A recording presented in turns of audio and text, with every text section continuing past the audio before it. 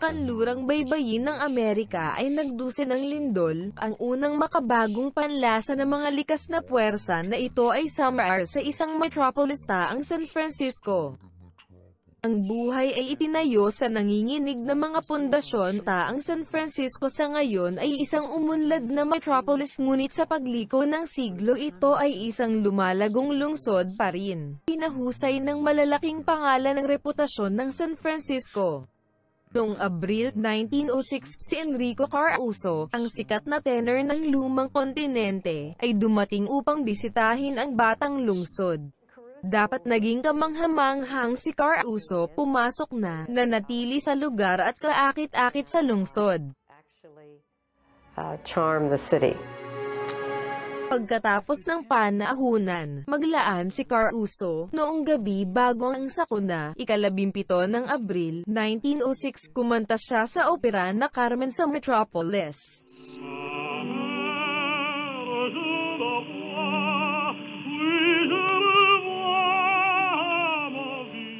Matapos ang sikat na gabi ay unti-unting nagising ang lungsod. Ang mga tao ay nagpunta sa kanilang pang-araw-araw na gawain.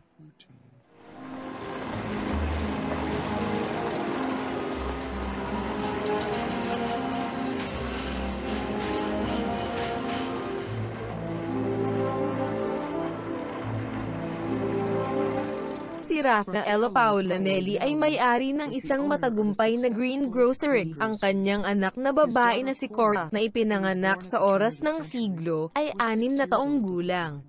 Regular na bumaba ang aking ama sa merkado upang bumili ng mga gulay. Nagtataka ang aking ina kung bakit siya bumaba ng maaga. Sinabi ng aking ama na marami siyang dapat gawin. Sa alas 5:12 ng umaga nanginginig ang lupa.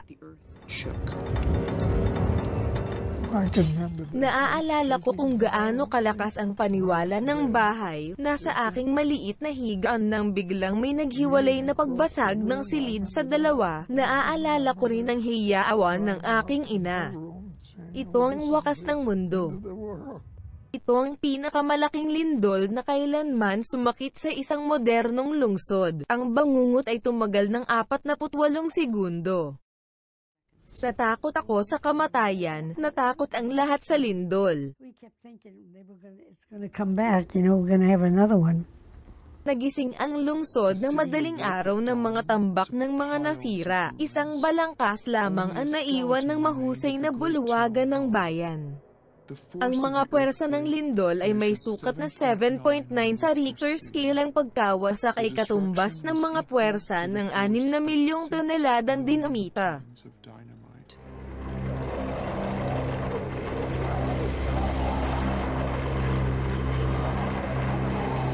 Ang tala sa hotel. Ang lindol na naabot dito si Caruso. Pumunta siya sa bintana at kumatok sa kanyang dibdib upang suriin kung maayos ang kanyang tinig. He was still all right.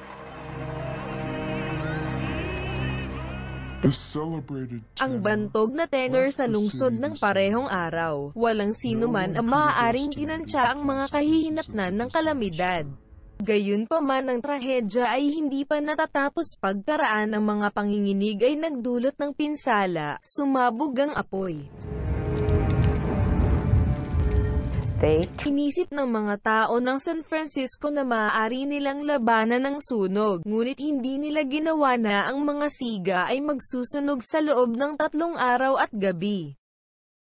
Walang magawa ang mga bumbero, walang sapat na tubig upang maialis sa apoy dahil sinira ng lindol ang mga pipeline. Ang manunulat na si John London ay inilarawan kalauna ng apoy na dumadaloy sa lungsod ng kapanganakan. Sa mas mababa sa 12 oras kalahati ng puso ng lungsod ay nawala.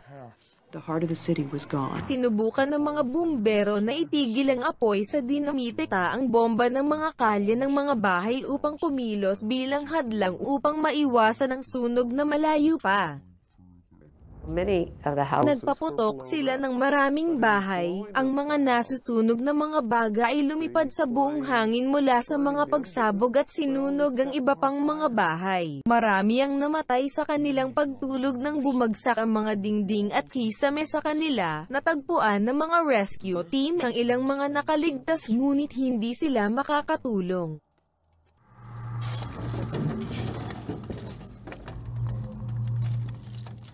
Ito ay pinaka-nakakatakot na bagay na nakita ko. Isang babae ang natigil sa pasukan kasama ang kanyang 7 taong gulang na anak. Sinubukan naming palayain sila, ngunit hindi ito gumana. Alam nila na ang sunog ay malapit ng maglaho. Pinilit ng ina ang mukha ng kanyang anak na lalaki sa pader kaya kahit kailan ay hindi niya makita ang mga siga. Hindi nila ito malaya. So he wouldn't feel the flames. They couldn't get him out. Ilang araw na ang apoy. Ang tanging pagkakataon sa mga tao ay upang makahanap ng kanlungan sa burol ng San Francisco. Ang ina ni Carl Luke at kasama ang kanyang mga anak ay sumali sa papel ng pagmarcha sa mga walang bahay. Lahat ng bakas ng kanilang ama ay nawala mula ng lindol ng madaling araw. We were way up top, and we could Mula just sa lay tuktok there. ay malinaw na nakikita ang nasusunog na lungsod. Natulog kami sa mga burol at buong gabi na may mga piraso ng papel na nahulog sa amin. All little pieces of paper, like with burned paper, would keep coming over all night long. Ang mundo ay napanood, natuliro sa sakuna. Paulit-ulit na pinapansin ng apoy, nagpatuloy ang paghahanap ng mga rescue team para sa nakaligtas at gumawa ng kakilakilabot na pagtuklas. Ang mga nagnanakaw sa gabi ay aktibo. Ang nakaagaw sa simpleng singsing ng patay na babae, hindi sila nag-atubiling kung hindi nila mapamahalaan ito ay pinutol lamang ang kanilang mga daliri. Help.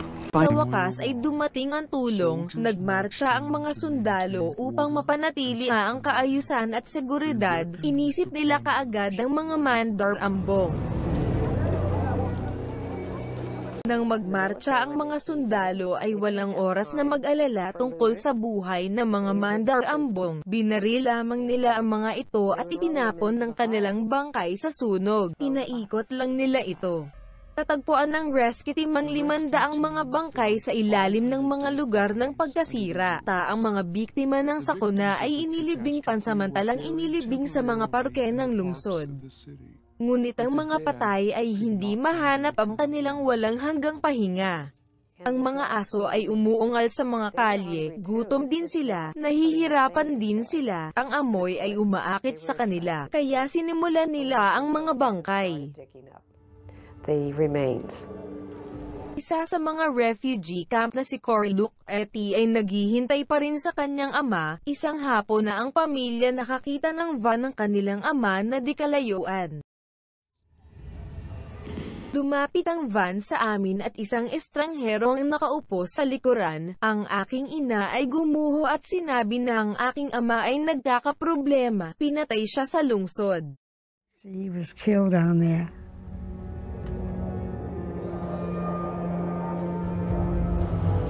Sampung araw pagkatapos ng sakuna ang nagsimula ang unang cable car sa daan sa mga kalye ng San Francisco. Nakaligtas ang lungsod sa trahedya.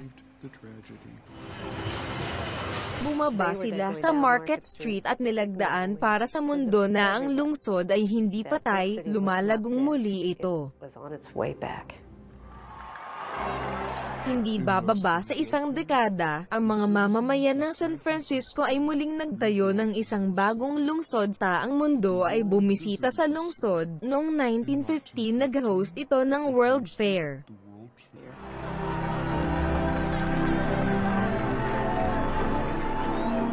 Ang lindol ay tila isang masamang alaala lamang, ngunit alam ng lungsod na ang gayong lindol, isang malaking isa, ay maaaring mangyari anumang oras.